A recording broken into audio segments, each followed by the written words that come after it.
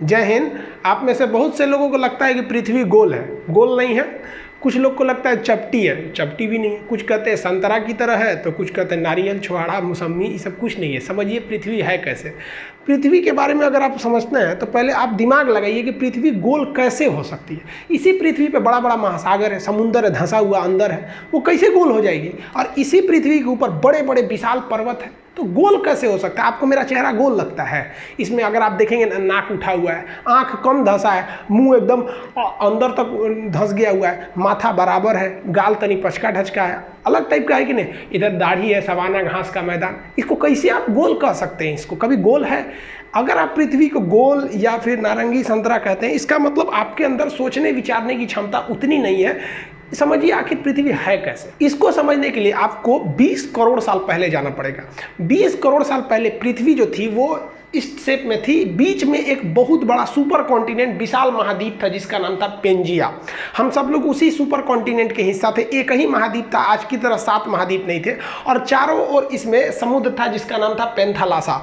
Super ocean का नाम पेंथालासा, super continent का नाम पेंजिया। एक ही महासागर, एक ही महाद्वीप थे। इन्हीं से टूट के कई महासागर बने और कई सारे महाद्वीप बने। वेगनर महोदय ने ही बताया था प्लेटो के मतलब महाद्वीपीय विस्थापन का सिद्धांत, कैसे कैसे ये जो पेंजिया महाद्वीप था ये टूट गया। यहाँ पर धीरे धीरे ये पेंजिया महाद्वीप ऐसे टूटना चालू हुआ, और जब पेंजिया टूटा ना तो इसके ऊपर का एक जो खंड था वो कहलाया लारेशिया, और नीचे वाला कहलाया गोंडवाना लैंड। और इन दोनों के बीच एक नए सागर का जन्म हो गया जिसे हम कहते थे तेथिस सागर। ये तेथिस सागर के जगह पे हिमालय खड़ा हो गया। जहाँ उस समय का सबसे गहरा सागर होता था तेथिस सागर, आज वहाँ हिमालय खड़ा हो गया। इसमें हम ये बेसिकली ये समझेंगे कि पृथ्वी की बनावट कैसी है। हम ये नहीं समझेंगे कि कौन सा जीव कब आया था, वो हम एक अलग वीडियो में बताएंगे कि कब इस पर डायनासोर आए, सरीसृप आए, मछली कब आए, कैसे इस पर पानी का विकास हो गया, कैसे आखिर जीव आया। आप सोचते हैं ना मुर्गी की पहले अंडा, ये सब टाइप का। तो अभी हम इस पर मेन फोकस किए कि पृथ्वी के शेप का डिजाइन कैसे बना इसका। तो ये ऊपर का भाग यहाँ पर हो गया, और अगर आप देखेंगे तो ये ऊपर का जितना भाग था इसको हम लोग लारेशिया या एक अलग नाम दे दिया गया अंगारा लैंड। तो आज के वक्त में जितने भी ऊपर में आप महाद्वीप देखेंगे, यहाँ उत्तरी अमेरिका देख लेंगे, यूरोप देख लेंगे, एशिया देखेंगे, तो ये सब उत्तरी ये अंगारा लैंड के हिस्सा थे सब, जिसे हम लोग लारेशिया भी कहते थे।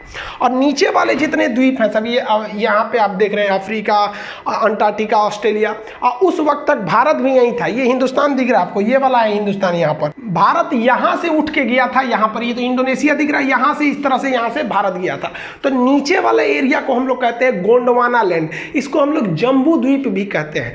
वर्तमान में भले भारत उत्तरी भाग में है, लेकिन जब ये ओरिजिन किया था आज से लगभग वो 15 करोड़ साल पहले, तो उस वक्त 15 करोड़ साल, देखिए इसकी तो शुरुआत टूटने फूटने की हो गई थी 20 करोड़ साल पहले, लेकिन ये प्रक्रिया बहुत धीमी होती है। एक साल में केवल 5 सेंटीमीटर घसकता है। तो सोचिए ना, हजारों किलोमीटर घसक गया था तो कितना करोड़ साल लगेगा।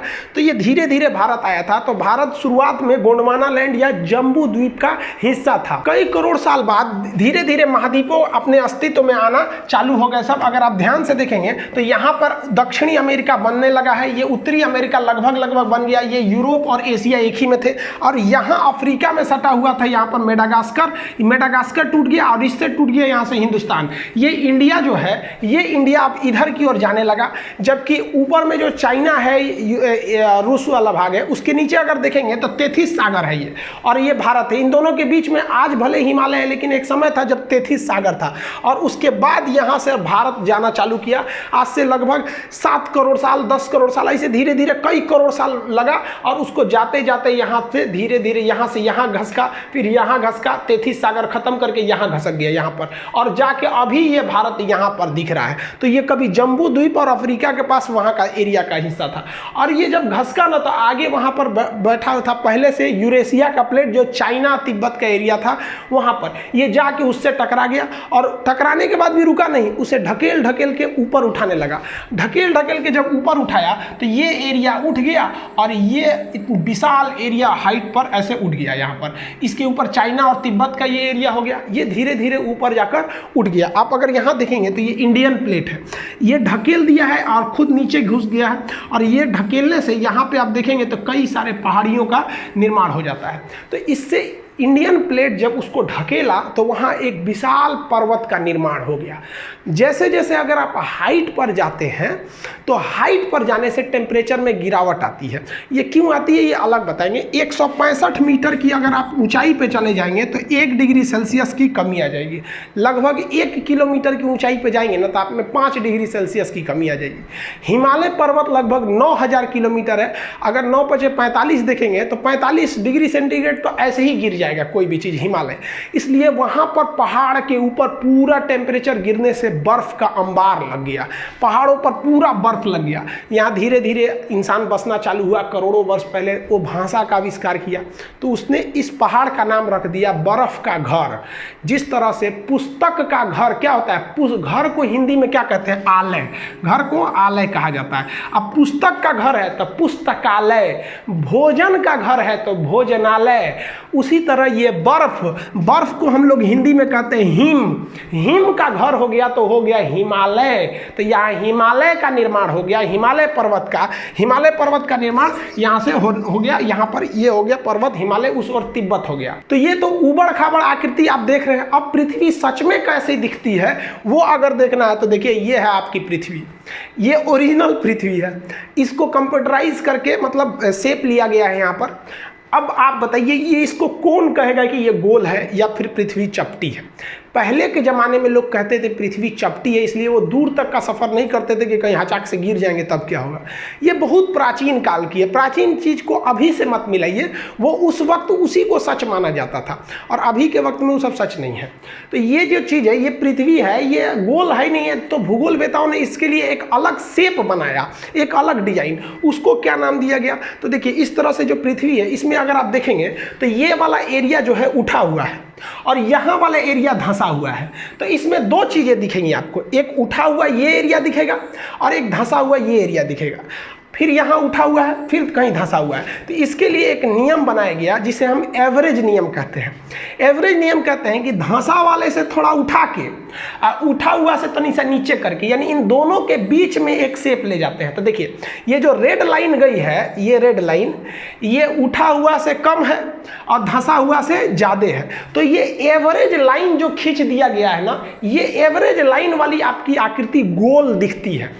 इसी डॉटेड एवरेज लाइन को यहाँ आप देखेंगे, यहाँ उल्टा रंग दिए हैं। यहाँ पर अगर रेड कलर का देख रहे हैं तो ये ओरिजिनल शेप है पृथ्वी का, और ये डॉटेड लाइन काला से जो खींचे हैं ये क्या है, एक आपका काल्पनिक शेप है। तो उसी जो डॉटेड लाइन है जो एवरेज आकृति को गोल कर देता है, उस शेप को हम कहते हैं जियोड। तो पृथ्वी का जो शेप है वो होता है आपका जियोड। अब आप ये मत कहिएगा कि पृथ्वी का शेप जो होता है गोल होता है, ये जियोड होता है। यानी इसका एवरेज और ये यहाँ 20 से ले लेंगे तो गोल दिखने लगता है, तो आकृति हो गई जियोड। इस जियोड के ऊपर कहाँ कौन पर्वत है, कहाँ क्या चीज है, इस पढ़ने की क्रिया को, जियोड के ऊपरी पढ़ाई को हम लोग जियोग्राफी या भूगोल कहते हैं। आप मैच कीजिए यहां से ज्योग्राफी और जियोड से। लेकिन इसी जियोड शेप को अंदरवा घुस के पढ़िएगा, भोंक भांक के अंदर घुस जाइएगा, बकोट वकोट के अंदर, कि ससुरा ज्वालामुखी कहां से आ रहा है, भूकंप कहां से आ रहा है, इसके अंदरवा घुस जाइएगा ना, तो जियोड के अंदर घुस के अध्ययन को हम लोग जियोलॉजी कहते हैं। भूगर्भ विज्ञान, जियोलॉजी, यानी ज्योग्राफी और जियोलॉजी दोनों जियोड में है। एगो ऊपर पढ़िए एगो अंदर पढ़िए। जूलॉजी मत सोचिएगा, ये तो जूलॉजी जेड डबल होता है जियोलॉजी वाला। ये तो डॉक्टर उगर पढ़ता है, इसमें भेड़ बकरी आदमी मानव ये सबको पढ़ा जाता है, बॉटनी में पेड़ पौधा को, तो जूलॉजी अलग है, जियोलॉजी होता है। तो पृथ्वी जियोड शेप का है। इस जियोड में आपको भूगर्भ विज्ञान में जूलॉजी पढ़ना होगा, ज्योग्राफी ऊपर वाले में। अब ज्योग्राफी में भी कई चीज आ गए, क्लाइमेट के बारे में पढ़ना है, क्लाइमेटोलॉजी, टोपोग्राफी, कई शेप आ जाते हैं, ओशनोग्राफी, इस सब में कई चीजें आ जाती हैं जो आगे दर पर्दा आपको पढ़ते रहना है। तो अब आप समझ गए होंगे कि ये हमारी पृथ्वी है और हम लोग को जो पढ़ाया गया है वो इस तरह से। अब ये 23.5 डिग्री झुकी है, इसका उत्तरी दक्षिणी ध्रुव क्या होता है, इसको समझने के लिए सबसे जरूरी ये चीज़ होता है आपको पृथ्वी के अंदर का ग्रिड समझना। ये ग्रिड बने होते हैं दो चीज़ से, अक्षांश देशांतर यानी लेटीट्यूड और लॉन्गिट्यूड। अगर आपको किसी जगह का लेटीट्यूड बता दिया जाएगा तो आप बता देंगे कोई भी लैटिट्यूड अगर आप दे दिया जाएगा, बता दीजिएगा कि वहाँ कितनी वर्षा होगी, कितना धूप आएगा, गर्मी का दिन कब आएगा, ठंडी का दिन कब आएगा, और लॉन्गिट्यूड दे दिया जाएगा अगर उसका किसी चीज़ का, तो आप वहाँ टाइमिंग बता देंगे कि क्या समय बन रहा है, क्या चीज़ है, वहाँ का क्लाइमेट A to Z में। तो ज्योग्राफी में किसी चीज़ को समझने के लिए इस सब चीज़ों का होना काफ़ी ज़्यादा ज़रूरी है, ये हम आपको बता देंगे। आई होप आप इसको तो समझ गए होंगे कि पृथ्वी गोल है या चपटी है, पृथ्वी जियोड है साइंस के हिसाब से। बाकी आप किसी पुरानी परंपरा को मानते हैं तो आप मानते रहिए, लेकिन ज्योग्राफी यही करता है कि भाई सब पृथ्वी जियोड है, जियोड से बना है ज्योग्राफी। अब एक सूचना आप ध्यान से समझिए, ये चीज़ें आप समझ गए ना। आज रात में मेरे मोबाइल पे एक मेल आया था, और वो मेल बेसिकली इसीलिए आया था कि मेरे चैनल को हैक किया जा सके, और कई चैनल हैक भी हुए हैं। आप अगर इधर देखिएगा तो कई टीचरों के भी चैनल हैक हो गए। कई लड़के हमें भी फ़ोन कर रहे हैं, सर यहाँ पे आप लोग भी उन टीचर के लिए, भाई जितने स्टूडेंट हैं आप लोग ट्विटर वगैरह पे उनके लिए करिए, क्योंकि कोई भी टीचर आपको यूट्यूब पर पढ़ा रहा है तो फ्री ऑफ कॉस्ट ही आपकी सेवा के लिए कर रहा है। लेकिन बहुत हैक होने का एक बड़ा टेंशन हो जाता है। वो तो हम अच्छा हुआ उस ईमेल का कोई रिप्लाई नहीं किए, उसकी भाषा से ही हम पकड़ लिए, एक दो शब्द थोड़े अलग टाइप के थे, वो किस भाषा, ना इंग्लिश था ना हिंदी था, और अजीब टाइप की भाषा थी, तो हमें लगा कि ये गड़बड़ है। लेकिन देखिए कभी ना कभी कुछ भी हो सकता है। हैक होने के बाद जिनका चैनल हैक हो गया है उनमें 90% संभावना है कि एक हफ्ते के अंदर आ जाता है, लेकिन इसकी कोई गारंटी थोड़ी आ जाता है, और एक हफ्ते तक आपको कोई सूचना भी नहीं दी जा सकती है। इसलिए एक दूसरा चैनल हम केवल बैकअप के लिए बनाए हैं, जिसका नाम है खान सर लाइव। इस चैनल का लिंक हम इसके डिस्क्रिप्शन में दे देंगे, आप उस चैनल को देख लीजिएगा। उस पर हम एक वीडियो डाल दिए हैं कि अभी चाइना से क्या इशू चल रहा है, चाइना के जहाज को किसने मार के गिरा दिया, और हमारा एक बहुत ही बढ़िया प्लान जिसको चाइना ने ध्वस्त कर दिया, लाओस को लेकर हमारा एक लुक ईस्ट पॉलिसी को तो चौपट कर दिया। आखिर ये क्या चीज़ है, आप उस चैनल पे देख लीजिए। उस चैनल को आप एज ए बैकअप या इमरजेंसी के लिए सब्सक्राइब करके रख लीजिएगा, उस पर भी इधर वीडियो देते रहेंगे, क्योंकि बड़ा जल्दी जल्दी हैक हो रहा है। और हम स्टूडेंट्स के लिए जो प्रोटेस्ट किए थे 5 दिन में, गवर्नमेंट जो थी वो 2017 से जो सोई थी उसको होश आ गया कि भाई लड़कों का एग्जाम भी लेना है। धड़ाधड़ एग्जाम का डेट आने लगा, SSC, रेलवे, हाँ सब स्टूडेंट्स को कहते हैं कि दुनिया भाड़ में जाए, लेकिन आप अपने अधिकार के लिए डटे रहिएगा। और जितने हमको तो लगता है कि भाई साहब जो हैकिंग हो रही है ये टीचर्स की क्यों हो रही है पता ही नहीं चल रहा है। हालांकि मोदी जी का भी चैनल हैक हो गया, हैकर्स को आप कुछ नहीं कर सकते, किसी को ब्लेम भी नहीं कर सकते। ये अमेरिका, जापान, रूस, उसके हैकर बड़ी खतरनाक होता है, सब इसी का पढ़ाई पड़ता है। तो आप लोग के लिए कह रहे हैं कि अगर बाय द वे हो गया तो आप उस चैनल पर हम आके आपको बताते रहेंगे जब तक कि ये वाला ना आए। भगवान ना करे कि आप लोग का ये चैनल हैक हो, किसी का ना हो हैक, क्योंकि बहुत मेहनत से आदमी आता है। आई होप आप इसको समझ गए होंगे। डिस्क्रिप्शन में उस चैनल का लिंक है, आप उसे देख लीजिएगा कि चाइना अभी क्या कर रहा है। मिलेंगे नेक्स्ट वीडियो में, तब तक के लिए जय हिंद।